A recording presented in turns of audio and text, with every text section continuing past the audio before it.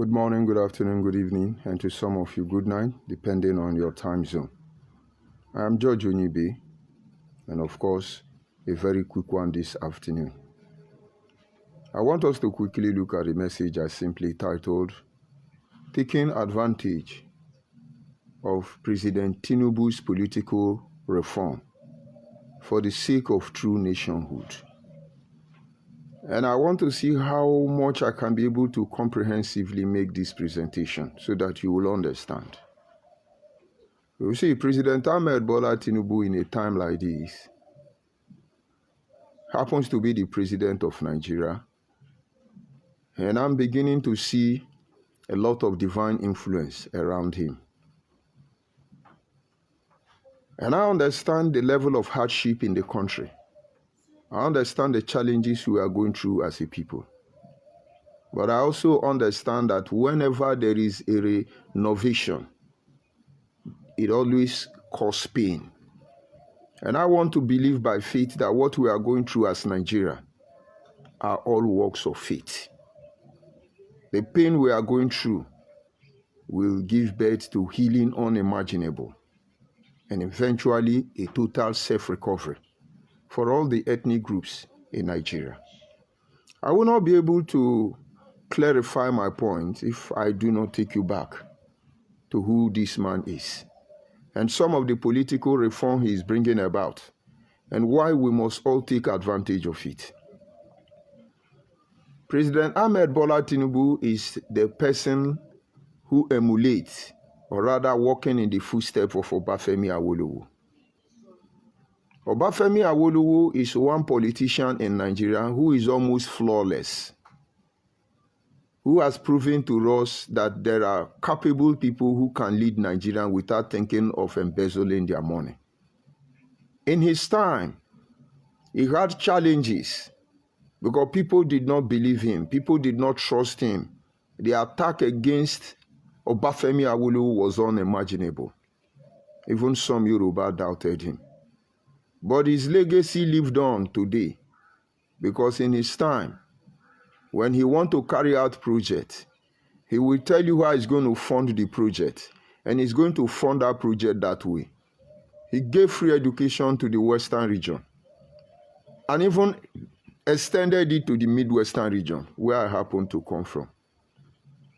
And the Yoruba today, if they have anything to boast of as a legacy, I want to say that the work of Obafemi Awolowo cannot be overlooked. Not everybody have this opinion, agree with this my suggestion, but let's leave it at that. And then by the time President Ahmed Bola Tinubu appeared on the political scene, it is evidence that he was copying what Awolowo did. I was in Lagos when he was a governor. And the few years he acted as a governor till this very moment, Lagos State did not remain the same. Lagos State eventually has become a self-renewable energy, being able to take care of herself and even the nation at large.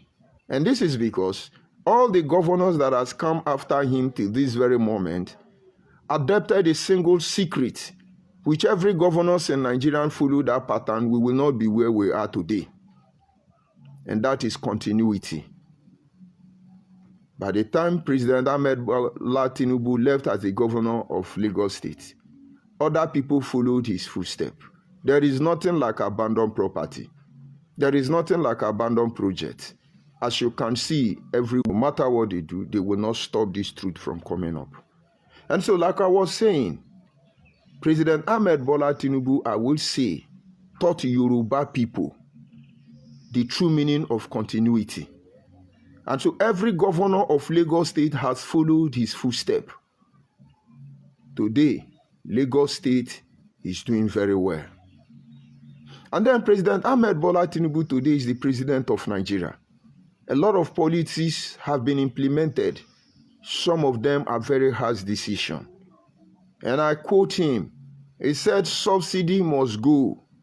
I wish there is any other way. But I'm sorry, there is no other way.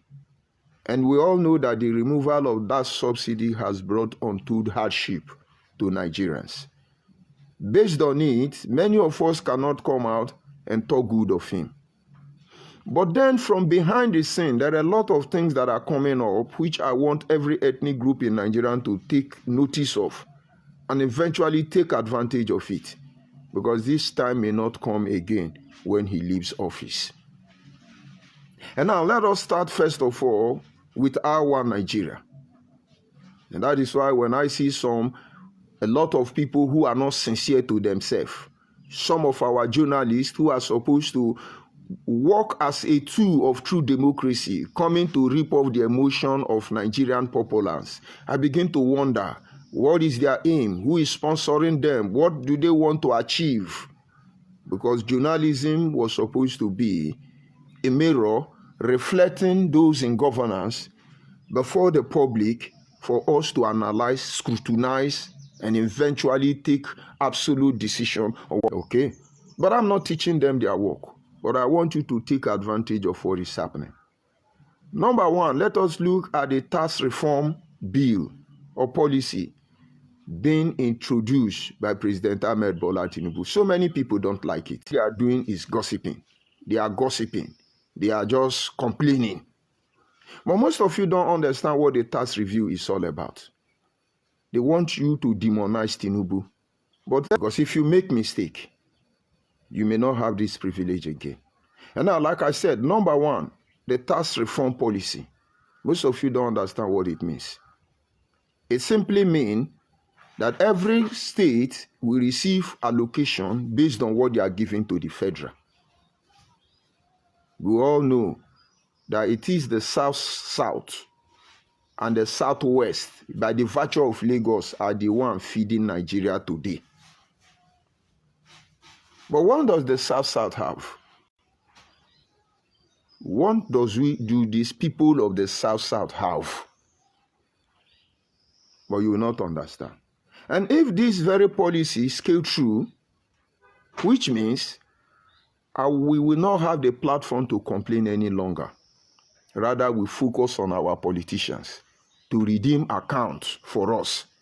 Because one of the major things our politicians are supposed to do, one of their greatest responsibility, is to give us account. Redeeming of accountability, nothing more, nothing less. But they're going to push it. They're going to tell you it's evil. They're going to tell you it's the problem. Because Nigeria has not been true to herself. Yet, they are looking forward to a good nation. But if this is the path we will follow to true nationhood, then all of us must follow this path with keen interest. Before now, you will understand that Nigerian position, political position in the higher affair, in the higher realm, have been divided already. Every year, Hausa man is the president, Yoruba man is the vice president, Igbo man is the Senate president. It has been that way. If you doubt me, go and check since 1999 Senator Akpabio. You will see every Senate president, all of them are Igbo people. But somewhere along the line, it looks like Igbo have been pushed out of the league because of the hopelessness they are demonstrating everywhere. It cannot be hidden anymore. And so Senator Akpabio being there is a compensation. Is a compensation. It just, let's leave it. Let's go back to Goodluck Ebele Jonathan. When Goodluck Ebele Jonathan was the president of Nigeria, because somebody is going to remind me that Sir Satma was a president. He was not there because he should have been there. He was there because God made it that way. Because if Yar'Adua did not die in office, he would not have the opportunity of being there. Even as a vice president, it's a compensation just to shut us up. And when Yar'Adua died, for the first time, many Nigerians trooped to the street to vote for him. Goodluck Ebele Jonathan spent only one tenure, which is against Nigerian political custom. He was chased out of office. Let me remind you. Father Mbaka was shouting, "Goodluck have become bad